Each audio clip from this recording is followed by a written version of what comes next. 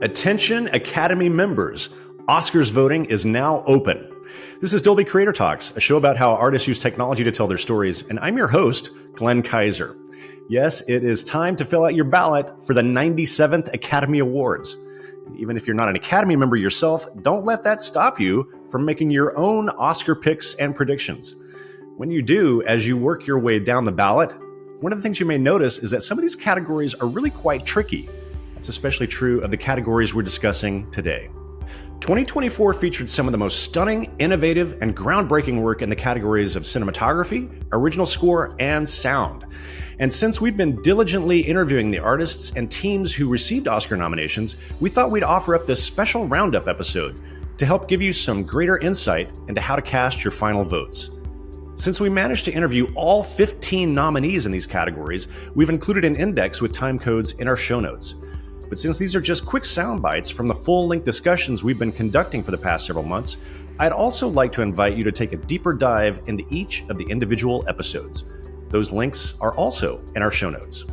3 categories and 15 nominees is a lot to cover, so let's jump right in with the nominees for cinematography. They are in alphabetical order by film: Crawley for The Brutalist, Greig Fraser, Dune Part 2, Paul Guilhaume, Emilia, Pérez, Ed Lachman for Maria, and Jarin Blaschke for Nosferatu. We begin with Crawley, celebrating his first Academy Award nomination from our most recent episode, discussing his cinematography for The Brutalist and working in VistaVision. We wanted a cohesive aesthetic to the film. When you cut to the VistaVision footage, which was the majority of the movie, but anytime there was a cut there, we didn't want it to bump for an audience.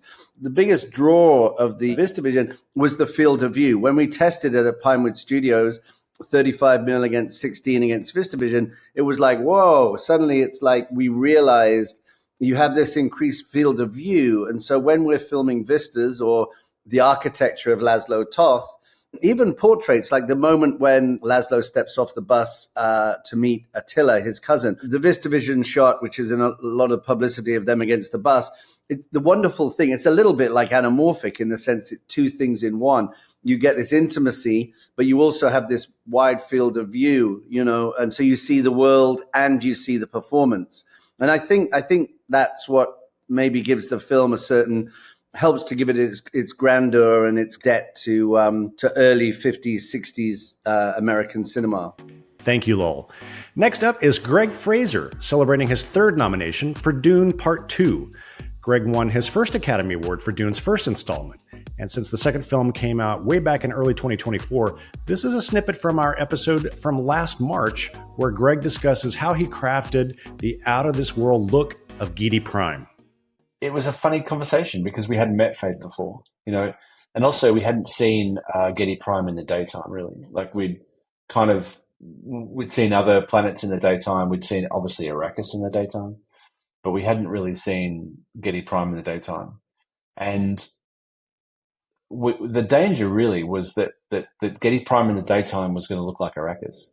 I mean, that's the real reality, is because you light 2 scenes with sunlight, and you're in a stadium that sure is a bit grayer, but it's still got sand. And sure, the sand might be white, but not but it's ultimately like there are similarities there. And so Denis was like, well, why don't we do this in black and white? And we're like, great, let's be bold. Let's be bold. Let's do it in black and white. And so I realized that these cameras actually record infrared, and it's a problem because these camera manufacturers, it bleeds into the colors. So camera manufacturers solve it by putting a infrared filter. But I realized that if you take that filter off and then put a visible light cut filter in, then you end up seeing the only thing you see is infrared. I said to Denis, well, listen, if we're thinking about black and white, why don't we consider this technique? And I did a little test and showed him, and he was like, that's it. Let's just do that. Many thanks, Greig. Next up is Director of Photography Paul Guilhaume, who joined us as part of our wide-ranging conversation about the cinematography, editing, sound design, and music of Emilia, Pérez back in December. Paul is celebrating his first Academy Award nomination for his work on the film. And here he is discussing how he shot that first major musical number, El Alligato. Yeah, we were in the studio for that scene. We had built, I think, 100 meters of pavement and a few market stalls on wheels with batteries, Wi-Fi, and everything had to be movable. We knew that we wanted to feel that she's kind of in the present moment as she imagines the plea and it's kind of her everyday life that she's going through. And the market had to be building itself while she's walking in the street. So the street was a little too short. So we knew it was like 4 back and forth in the same little piece of the street by her walking and dancing. And we had made some tests very early, having in mind that it had to be maybe a little like an opera. And on a very, very early stage, we imagined shooting this film almost only on black backgrounds. And we had done tests with this scene in mind, with just Rita, a market stall, and a little piece of pavement and a black background. It was very disappointing in a way. The film was very self-conscious when on this early stage, and we changed everything. We went back to our little photos from extensive location scouting in Mexico and decided to actually reproduce the market as realistically as we could, but with the musical in mind. Thank you, Paul. Next up is our good pal Edward Lachman discussing his 4th Academy Award nomination. You may remember Ed made an appearance on last year's Oscars roundup discussing his 3rd nomination for El Conde.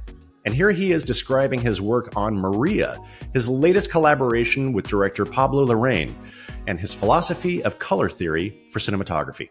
I use color for a psychological effect. Painters and people that have, like Joseph Albers wrote a book about color, the interaction of color in the 60s, and back to 1810, Johann Wolfgang Goethe wrote about how color affects the viewer psychologically.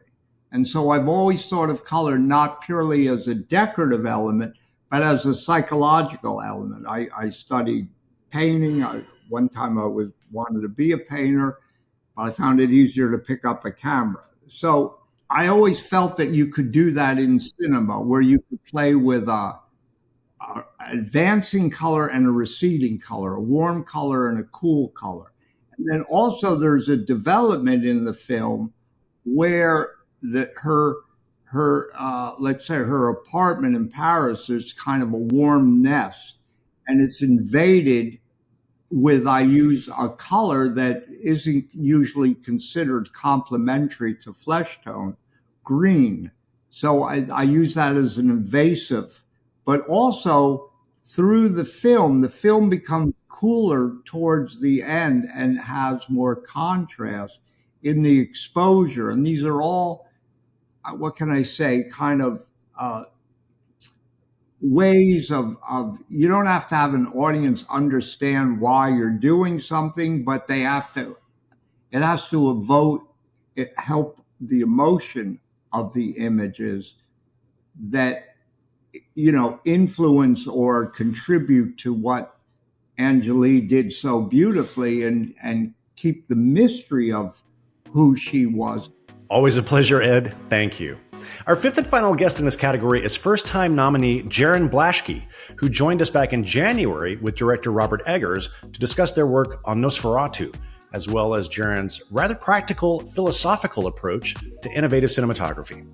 Lighting, I'm just trying to curate life, So, let's make it 5 p.m. at this sort of feeling in this sort of room. So, and then, all the look of it also comes down to these like tertiary elements, like, what kind of optics just feel right, like the little flare on the windows, like what is the lens that just feels nice? Let's just look at a bunch of those, let's have lenses made, because we're very privileged in that we can do that now, and and see what that looks like.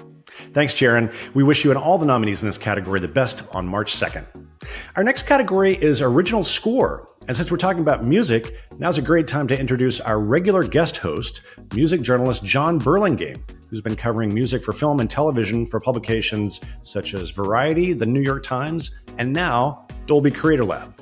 The nominees in this category are Daniel Blumberg, The Brutalist, Volker Bertelmann, Conclave, Clément Ducol and Camille for Emilia, Pérez, Stephen Schwartz and John Powell for Wicked, and Kris Bowers for The Wild Robot. First up, here's first-time nominee Daniel Blumberg for The Brutalist. We talked about the beginning being 10 minutes of music, constant music, and things like the credits coming, when the credits with all the actors and everything comes on the screen, it's a nice opportunity to introduce the sort of key players on the score. He wanted to shoot, early on he wanted to shoot the overture, the scene of Laszlo leaving the Holocaust behind and arriving in New York, and the optimism of seeing the Statue of Liberty. He wanted to shoot that to music. So that was one of my first priorities, was to create a demo that would work on set. Thank you, Daniel. Now here's composer Volker Bertelmann celebrating his third nomination for Conclave, directed by Edward Berger. Volker won his first Academy Award for his collaboration with Berger on 2022's All Quiet on the Western Front. And I looked at music instruments, specifically at instruments in the glass area, because I felt like the wine glass, the glass harp are instruments that might express that. And I stumbled upon an instrument that I knew already earlier in my career, but I've never used it. That was the crystal bachet, which is an instrument that is played with glass rods, and you put your fingers in water and you rub these glass rods, and it's tuned in 4 octaves. So you can play chords and you can play melodies, but attached to the glass rods there are metal blades, resonators that create a kind of nearly distorted sound. So in a way, it starts with a classy sound, but then it expands into a distorted synthesizer sound. And when I heard that, I felt like this is exactly what I want. It's ethereal. But it is also modern.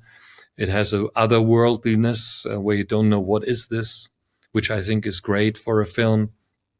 And so I recorded music with that instrument, and I sent that to Edward, and Edward right away said, this is really music that we want to use. We don't know yet where it should be placed, but we love it. And so it wasn't written to a cue or to a scene. It was just more like a piece of music. Thank you, Volker. Next up, the composer-songwriting team from our Emilia Pérez episode I mentioned earlier. Here is first-time nominee Camille discussing collaboration with director Jacques Audiard. Yeah, Jacques came with questions rather than directions, and he asked us if this was really meant to be musical. We had to make it come true and to convince him in a way that it was actually meant to be, a musical, and that scenes could work as songs. So it was step by step that we worked through that. And yes, some songs work as give informations. Some songs are meant to give new informations about the characters, informations about Rita at the start, then informations about Emilia and Rita after 4 years of not seeing each other. Some songs are meant to make the unbelievable believable. Some songs just express something very deep in a very little time, and some songs are allowed us to be very political, which would have been, like in Rita's mind, almost impossible and dangerous. But thanks to songs, we could be very political. Thank you, Camille. If you know anything about the Broadway musical, then you've surely heard of 3-time Academy Award winner songwriter Stephen Schwartz. He and first-time nominee composer John Powell joined us back in November to discuss their work on John M. Chu's filmed adaptation of Wicked. Here's John Powell discussing how he took Stephen Schwartz back to the very beginning of the creative inception of the hit Broadway musical to help him breathe new life into the show as he adapted the score for the silver screen. We had a good 2 or 3 days where Stephen and I sort of absorbed Stephen's process, tried to sort of get him to go right back to the beginning of how it was all written, and just I wasn't trying to just learn everything. I was also just trying to sort of see where it all came from so that I could try and, absorb that. And I think really what the score ended up as was this mixture of, trying to absorb the shapes, the harmonic language, everything that Stephen was giving me, but then eventually trying to see through the camera lens and John's perspective, so that it always felt like it came from the same place, but it was for this new way of looking at the story. Many thanks, John, and all the folks who joined us to discuss Wicked. Next up, we have Academy Award winner Kris Bowers. However, this is Chris's first nomination for original score, which he garnered for his music for The Wild Robot. Here's composer Kris Bowers discussing his collaboration with director Chris Sanders. From the very beginning, in my very first meeting with him, Kris talked about the role that music was going to need to play in this film, because he envisioned carving out houses for music. And he basically already knew there were going to be these long stretches where we would have little to no dialogue. And he was trusting that music could help tell the story in those moments and help the narrative unfold. And so because of that, we talked a lot in the beginning about the importance of themes and melody, and how those melodies could not only develop over the course of the film and through the arc of the film, but also could carry the emotional warmth and weight that he wanted the music to carry, because the idea of kindness as a survival technique, that was very, very key to the story for him. And this familial warmth that we get from the story, both between Roz and Brightbill, but also with the island itself, was something he wanted to convey in the story. So really this idea of music needing to have this vulnerability, this warmth, clear melodic statements, and then also having the ability to go from small intimate moments to really big, huge action sequences. Thank you, Kris, and many, many thanks to John Burlingame for those excellent interviews with all of the nominated composers, musicians, and songwriters. So that wraps up the original score category. And seeing as how this is the Dolby Creator Talks, it feels appropriate for us to end with the category of sound. The nominees are a complete unknown: Todd Maitland, Donald Sylvester, Ted Caplan, Paul Massey, and David Giammarco. Dune Part 2, Gareth John, Richard King, Ron Bartlett, and Doug Hemphill. Emilia Pérez, Erwan Kerzanet, Aymeric Devolder, Maxence Dussert, Cyril Holtz, and Nils Barletta. For Wicked, Simon Hayes, Nancy Nugent-Title, Jack Dolman, Andy Nelson, and John Marquis. And for The Wild Robot, Randy Tom, Brian Chumney, Gary Rizzo, and Lef Lefferts. First up, a complete unknown. Back in December, we sat down with first-time nominee Ted Caplan, Academy Award winner Donald Sylvester, six-time nominee Todd Maitland, and Academy Award-winning re-recording mixer Paul Massey, along with the co-writer, producer, and director of the movie, James Mangold. Since authenticity was the name of the game on this film, here's production sound mixer Todd Maitland. We approached it in two different ways. One would be those intimate scenes where we knew we didn't have performance microphones, we didn't have stage microphones and amplification and all of that. For those scenes, I had watched Timmy in rehearsals, and in rehearsals, the way that he held the guitar was with the bass of the guitar all the way up high on his body, the way Bob used to play, which meant that there was no room for a wireless microphone at all. So the only way that I could end up miking him was in his hair. So I would run a mic all the way up to the front of his head, just like this. And that worked out perfectly, because if you think about it, it's going right by their mouth, right down to the guitar. So I use that in probably 10, 11 situations where it was really just Timmy and the guitar and no stage mics at all. And for the stage mics, we found 45 period practical microphones that were totally functional and that covered the time period from 61 to 65. And we wanted to use different microphones in every venue to get a different texture, a little different feeling for each one. Thank you, Todd, and to all of our guests for that episode from back in December. Next up, this snippet comes from our episode from November when director Denis Villeneuve returned to the podcast to discuss the sound of Dune Part 2. Joining Denis was the film's supervising music editor Clint Bennett, along with previous Academy Award winners Richard King, Ron Bartlett, and Doug Hemphill. For Dune Part 2, here's sound designer and supervising sound editor Richard King discussing the naturalistic approach Denis wanted him to take with the second installment of the science fiction epic. I came in early for a spotting session with Denis and Joe, and one of the words that Denis used was he wanted it to sound like a documentary. He wanted the feeling of a documentary, by which I took to mean you don't want to watch the film thinking that a bunch of sound editors are cutting this sound. All the sound was captured on the day out in the desert on Arrakis. All the machinery has to feel believable and feel like it's something you could hear in the world, you know, and not some. Every time any sound became a little too sci-fi, then he would hit the eject button and let me know. Everything had to have a kind of a gritty realness to it. Many thanks to Richard and the entire team behind Dune Part 2. Next up, we return once again to Emilia Pérez, which garnered a first-time nomination in the sound category for its team. Once again from our episode back in December, here is re-recording mixer and sound supervisor Cyril Holtz discussing the challenges of that first musical number, El Alligato. First, we were very concerned about this scene during post-production because it looks so challenging in many ways. It was the first song of the film, as you know. It was the first song of Rita. So she moves, she walks, she dances. There's a group of dancers, several layers of choirs, and all that in the middle of the crowd in a Mexican market. So as you know now, this scene was shot in a studio near Paris. So we had to completely recreate the soundscape of the market.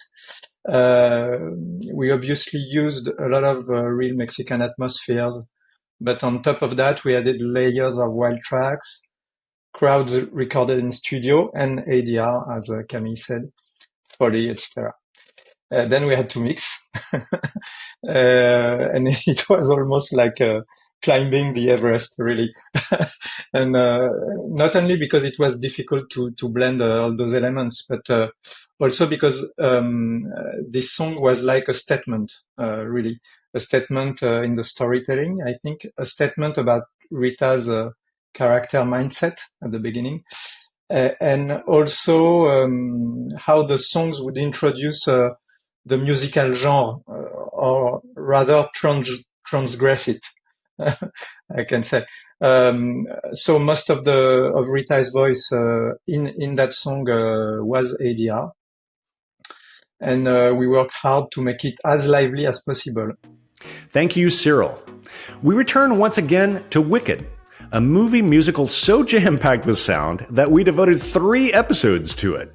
Besides our music episode hosted by John Burlingame, we also interviewed supervising sound editor, sound designer, and re-recording mixer John Marquis, supervising sound editor Nancy Nugent-Title, supervising music editor Jack Dolman, film editor Myron Kirstein, 2-time Academy Award-winning re-recording mixer Andy Nelson, and the movie's director John M. Chu.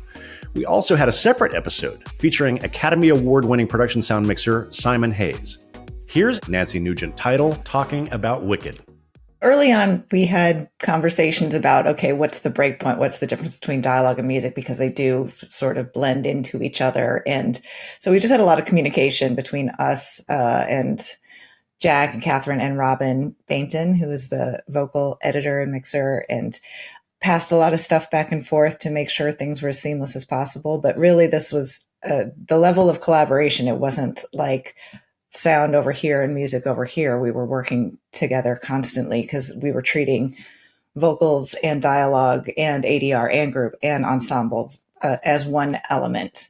But by necessity, we had to break it up into, have it on 2 different Pro Tools. But we were treating it as one and the same the whole time. Thank you to everyone on Wicked who joined us to discuss that remarkable film. That leaves us with our 5th and final nomination in this category, The Wild Robot. Back in October, writer and director Kris Sanders joined us to discuss the film and its extraordinary sound work, along with its now Oscar-nominated sound team, including first-time nominee Lef Lefferts, along with previous Oscar winners Randy Tom and Gary Rizzo. Here's sound designer Randy Tom discussing his approach to designing the sound of Roz, also known as the Wild Robot. Kris actually asked me to start working on the movie very early.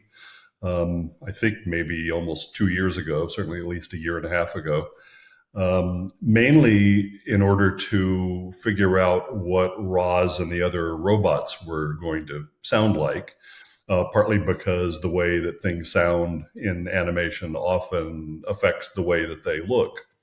And so that's what I did. And so we did a lot of experimenting, specifically with the way Roz was going to sound, both her voice and her movement. And our feeling about it evolved in an interesting way over time. What happened was that initially we thought that we were going to be making her sound very exotic in the beginning. And then, gradually she would turn into a much more kind of human, relatable character. And what we discovered was that though there was some validity in that approach, that it would be easy to overdo it and to make her seem so weird and exotic in the beginning that it would be difficult to make the transition, and it would just be distracting and wouldn't really have that much to do with the story. So then my job became trying to figure out how to make her, both her voice and her movement sounds, as kind of subtle and in a way as human as possible. Luckily, I didn't have to do much with her voice because Lupita did all of that, and her performance is just amazing.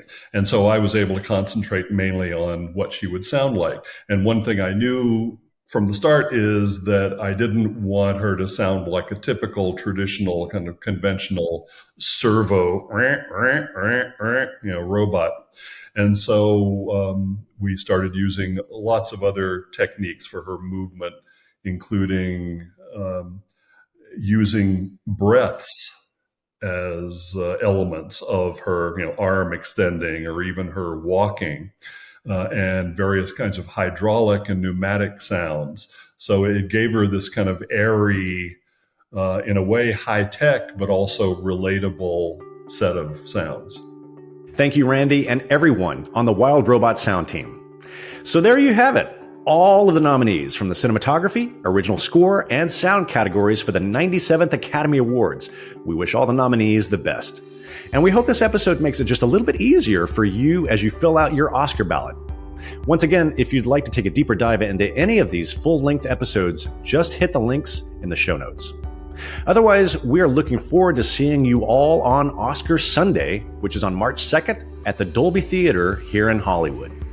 If you enjoyed this episode of Dolby Creator Talks and you'd like even more conversations with artists and filmmakers about how they use technology to tell their stories, be sure you're subscribed to us. You can find links to our show on all the major podcasting platforms, including the video version on YouTube, in our show notes. Or you can simply search for Dolby wherever you get your podcasts.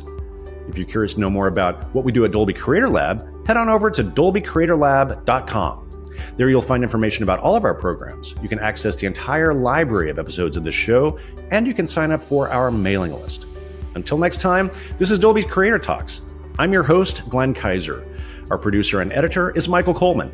Our executive producers are Amanda Schneider and Jack Ferry, with additional editing by Matt Nixon. And our production coordinator is Karen Marroquin. Thank you for joining us.